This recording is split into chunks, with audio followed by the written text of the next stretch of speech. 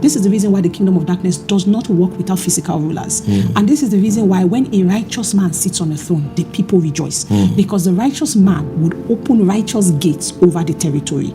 But an unrighteous man, even without going to swear or kill an animal, just his unrighteousness and his position of leadership is an opening for the spirits that propel his inner nature to enter the land. But people don't connect priesthood with culture. But the cultural gatekeepers are empowered by the regional priesthood carriers, or the ones that maintain the regional priesthood. So you then have the cultural gatekeepers also, and they are gatekeepers over things like media, entertainment, even down to systems and the way systems are built, things like corruption, things like poor education. They are gatekeepers.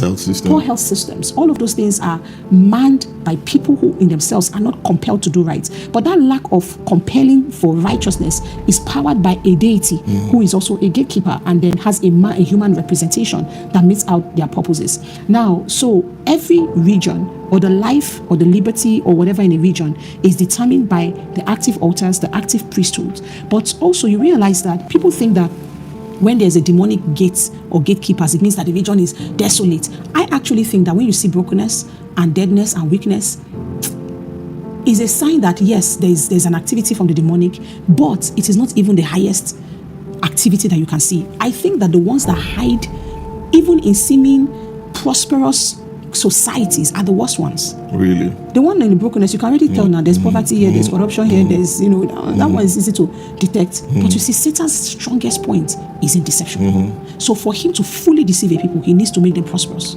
That's why in certain first world nations, when you talk about things like this, it's strange to them. We have light, we have cars. If you want a house, you get a loan. Everything is working. But Sodom and Gomorrah was a fully functional society.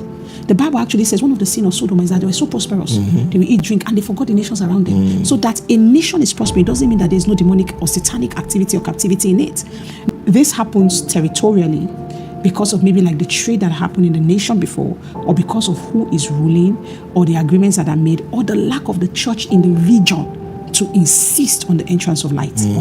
But even on the level of family, houses, places, I often say to people that you have to be sure about where you are supposed to live. Because the moment you move into a location, you have moved into the warfare in the region.